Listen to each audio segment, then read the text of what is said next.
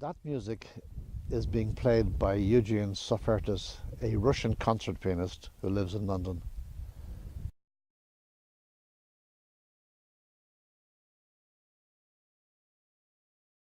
This story is about Eugene and about his son.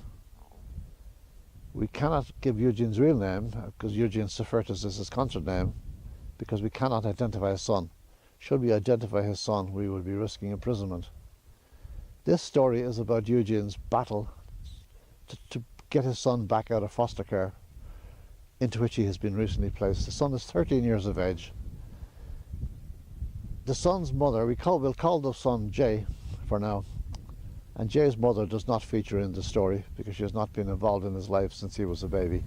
The main protagonists in the story are Eugene, and here's a picture of Eugene in his happier days when he was a rising star, winning awards for his piano playing. Here he is later on in a Russia Today documentary during his fight for his battle to get his son back. And here he is once more in much happier times, sitting with his son, playing the piano.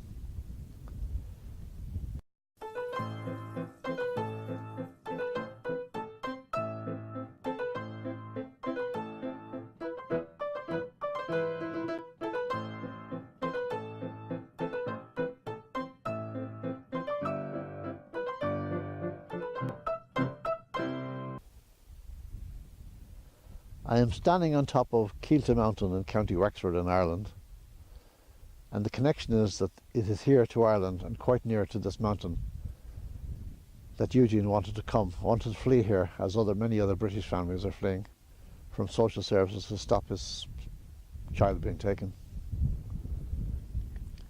We have seen the defendants in the story. Now let's take a look at the prosecution.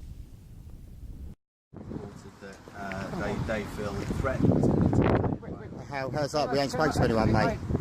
It's all being videoed, mate. It's all on. This individual and his social worker staff have the power to not only to take Eugene's child, but to take any other child of any family within their jurisdiction in the United Kingdom. They also have power over the staff in the labour ward in the hospital to take babies at birth. They have the power over the police to come and seize children.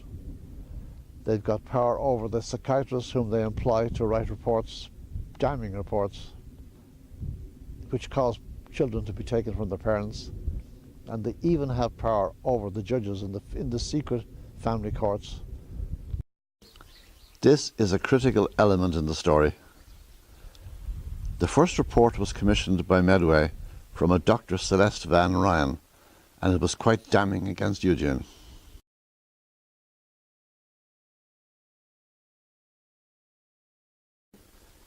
My expert advisor and I made 47 critical comments on this Van Ryan report.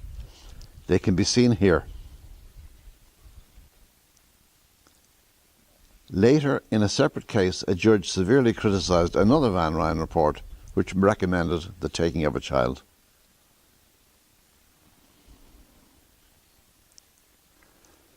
The second time Jay was taken, the judge quoted another psychiatric report.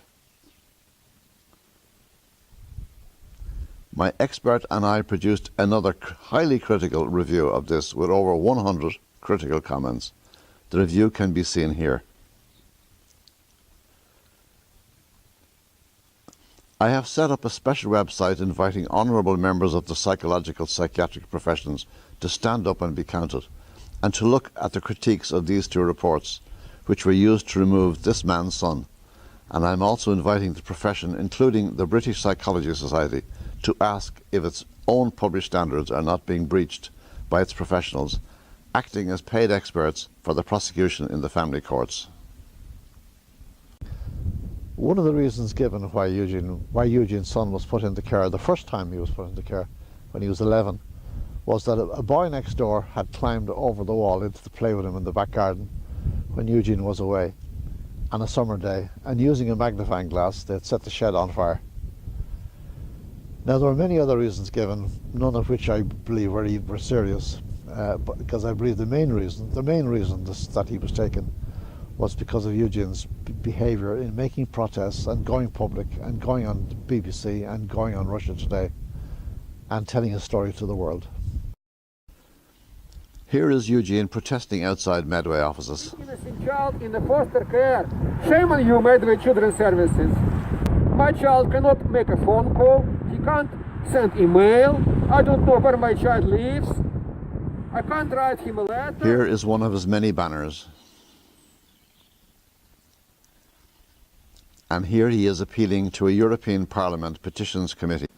Even this action of appealing to Europe was used against him. This is probably an issue that is among the most difficult that we have to handle altogether, because it's about children, it's about our future, it's about human life and human suffering. Probably one of the most difficult issues that we are tackling in this committee, and we need to do it carefully, and we need to do it with our brain cool, but our hearts warm. And this is the tricky part. I think that we should now move on to the next item, and we have with us, you're here on behalf of, and we will have a statement by video. So I think I will open the floor now to Mr. Lukanenko Soifertis. Thank you very much. First of all, I'm much grateful to petition committee members for giving me a chance to talk to you. I'm Dutch national by Russian origin. I'm Jewish. My religion is Judaism. First of all, I want to refer as a member said about child protection and about reaction of British authorities. I have in front of me an injunction which says, upon father informing the court that he plans to travel to Brussels, where his petition is to be mentioned on 11th of November, it's ordered that father be forbidden from disclosing any information or evidence from this case and case number this to any third party. Father be forbidden to information which might lead to his son identification. Father be forbidden from disclosing any information. Over the 2 years that I'm speaking about, 370 families have contacted me from the United Kingdom looking for help or advice. And of those, 65 families have come here, fled here with their children to Ireland to join hundreds already here. These families are now all over Ireland, but they're beginning to cluster here in South Wexford. Some are across in Waterford City, some behind me in New Ross, and some near where I live near Wexford town. Children are growing up here and going into senior school and going on eventually will go on to university and living here quite happily. And someday it's going to be asked, why did these children have to flee to Ireland? Why could they not have stayed in the United Kingdom? And why can they not go back to see their grandparents until they're 18 years of age?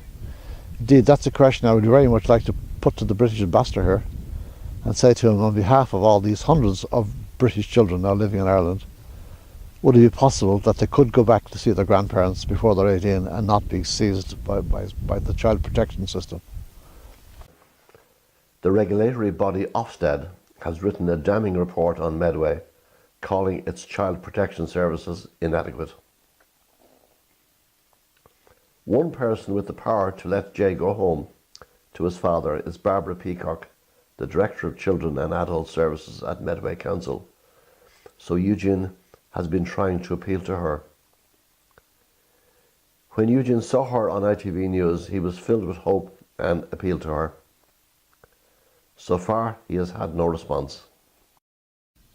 As this documentary was being made, Eugene was preparing to go on public hunger strike in London.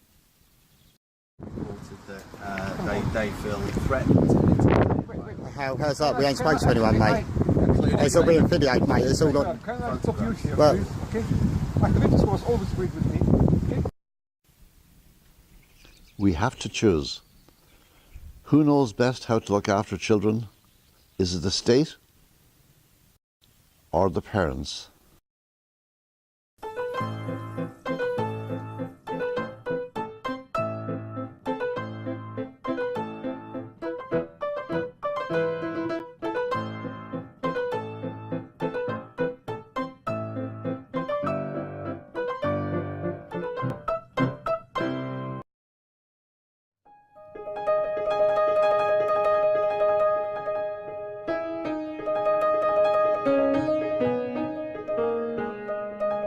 you.